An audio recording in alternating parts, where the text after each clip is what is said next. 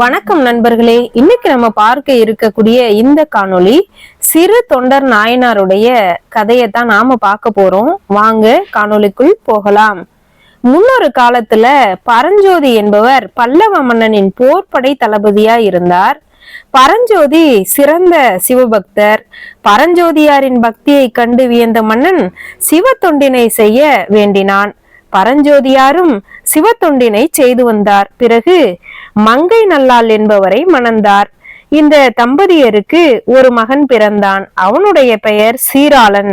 பரஞ்சோதியும் அவருடைய மனைவியும் தினமும் சிவனடியார்களுக்கு உணவு கொடுத்த பின்பே தாங்களும் உணவினை சாப்பிடுவார்கள். சிவனடியார்கள் எதை கேட்டாலும் சிவன் கேட்டதாக நினைத்து கொடுத்து விடுவார்கள்.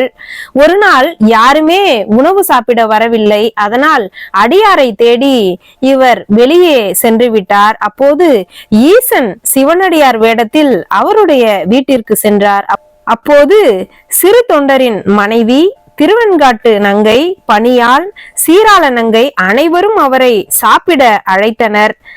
கணவன் இல்லாத வீட்டில் சாப்பிட முடியாது என்று கூறி இந்த ஊரில் காட்டாத்தி மரத்தடியில் இருக்கிறேன் என்று கூறி சென்று விட்டார். பிறகு சிறு தொண்டர் வீடு திரும்பியதும் நடந்த அனைத்தையும் அவருடைய மனைவி அவரிடம் கூறினார்.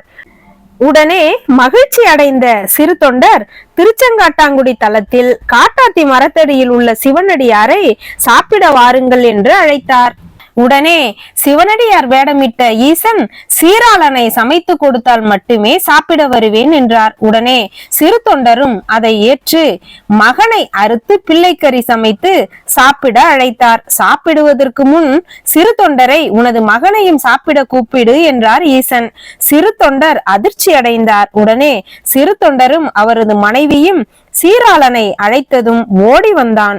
மகிழ்ச்சி அடைந்த தம்பதியர் வீட்டிற்குள் வந்தனர். வந்ததும் ஈசனும் அவரது மனைவியும் காட்சியளித்தனர். இந்த ஈசனே திருச்செங்காட்டாங்குடி திருத்தலத்தில் உத்ரா பசுபதீஸ்வரராக நமக்கெல்லாம் காட்சியளிக்கிறார். சிறு தொண்ட நாயனாரின் அந்த பக்தியை மெச்சிய இறைவன் அவருக்கு காட்சியளித்தது போலவே நமக்கும் நன்மைகள் அனைத்தையும் அருளுவார் என்று நம்புவோம். நன்றி, வணக்கம் நண்பர்களே. மீண்டும் நல்ல ஒரு காணொளியில் சந்திப்போம்.